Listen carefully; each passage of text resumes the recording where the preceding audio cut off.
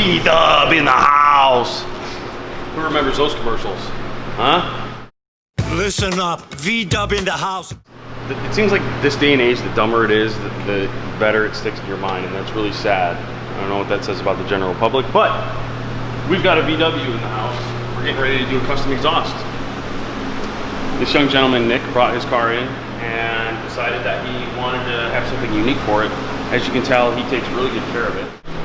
And it looks like, other than the custom exhaust we're about to make, he's got a nice little CTS turbo intake, which appears to be well made and has a nice finish to it. So, more than happy to add value to this kid's build. He's a nice kid, and all I can say is, it's about how you approach things, everyone. We don't take on every build, and it doesn't have to be a crazy build for us to take it on. It just has to be a reasonable expectation from the customer, a good balance for us when it comes to timeline and budget, and obviously quality goes a long way. And if your car is well taken care of and you want something nice, we'll be more than happy to take it on for you.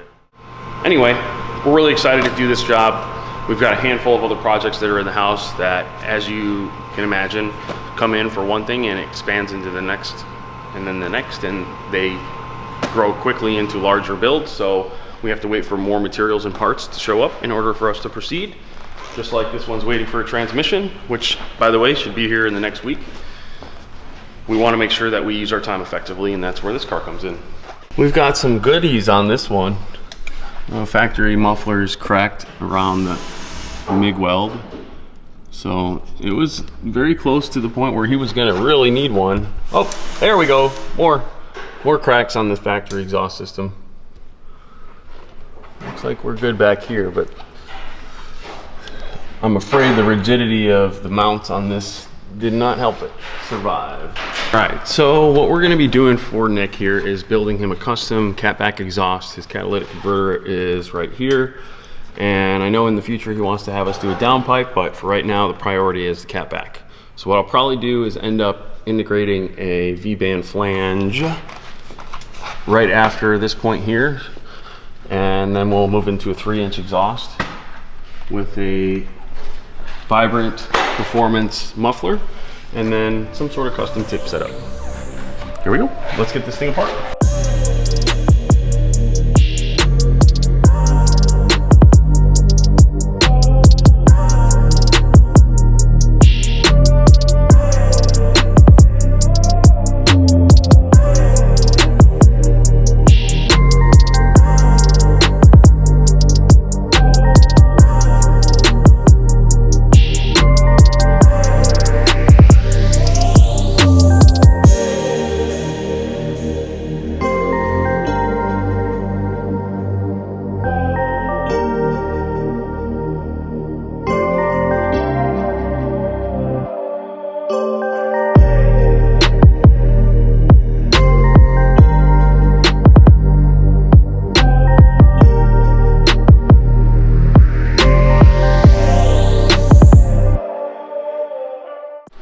What are we doing now? We are putting on our back purge plug with a V-band clamp, because we're going to back purge this connection on car in order to weld it the way that it needs to be welded.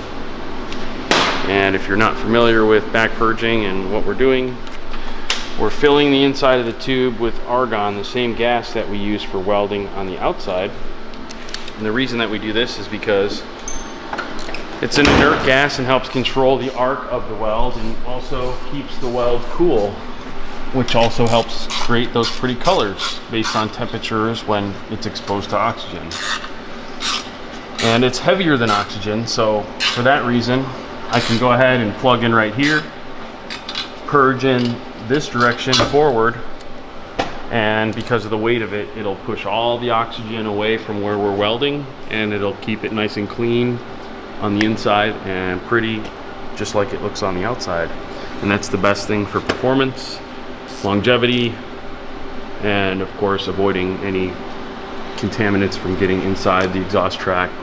Although, you know, this wouldn't be an issue based on the fact that it's post-cat and it's far away from the engine, but you really don't want any debris getting inside the cats, clogging them up, or even worse, getting in the engine, which can happen if you're doing something like this closer up. without back purge.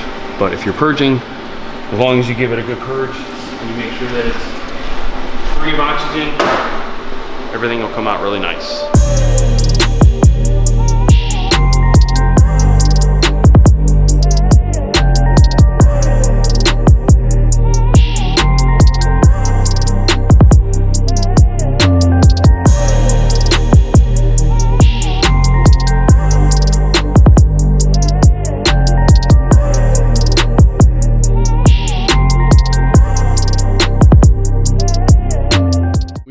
Going to go ahead and proceed to build a 3-inch exhaust that runs through here, turns here, and then turns here. This is where the muffler is going to be. So we're going to basically build out as far as we can get until the muffler, and then the muffler should be here Monday, maybe, and then we can proceed. I have a feeling next week we're going to have everything show up at the same time. We're going to have a transmission and a drivetrain for this car. We're going to have the aluminum and the silicone couplers we need and the filter for that car.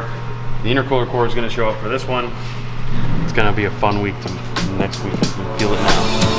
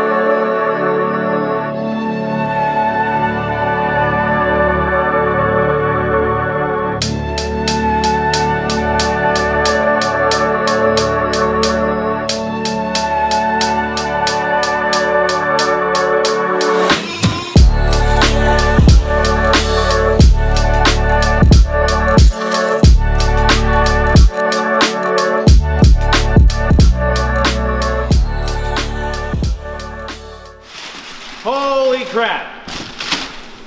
Are you kidding me? We just ordered this at 4 o'clock yesterday. Okay, Motor State Distributing, you got my attention. I will definitely be ordering more through you guys. That was lightning fast service. Shout out to you guys over at Motor State Distribution. As everybody knows, Turn 14 and Motovicity were really ruling the world of aftermarket performance for this industry until about mid last year, when all of a sudden Turn 14 bought out Motovicity. Well, unfortunately, it created a lot of havoc in conjunction with COVID all at the same time. And I'll be honest, it really opened the door up for this company, Motor State Distribution. And they have done nothing but impress. They're super lightning fast, typically have most things in stock, and their customer service is stellar. Now, I'm not saying anything bad about Turn 14, because I do use them a lot and I do love them. But I've had my qualms over the last portion of the year, which I know is not at their own fault most of the time, but it's really been painful when they're not giving me very clear estimated time frames. And then even when I do get an estimated time frame, most cases they're not hitting it. So if it's not in stock, I won't order it from Turn 14. But that could change if for some reason they change the way that they've been stocking the most common products that I like to order, which definitely includes Vibrant Performance.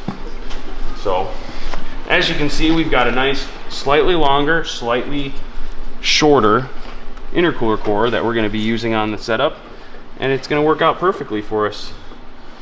I'm really excited about this. Look at how nice the aluminum is on the side and how thick it is. So when I'm welding on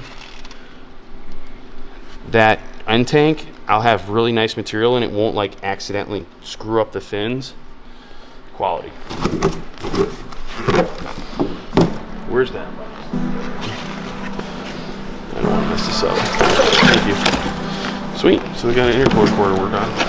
Once this exhaust is done.